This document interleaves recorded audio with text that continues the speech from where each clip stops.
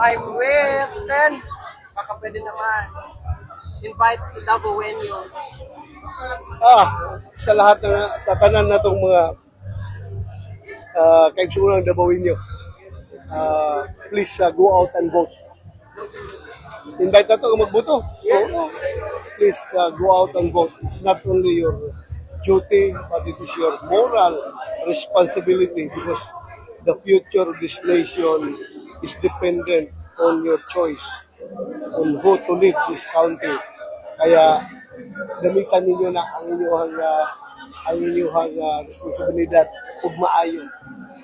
Ayaw na ninyo when you go to the precincts karong Lunes, ayaw ninyo na sa mga congressman, mga politiko naghatag sa inyong ayuda.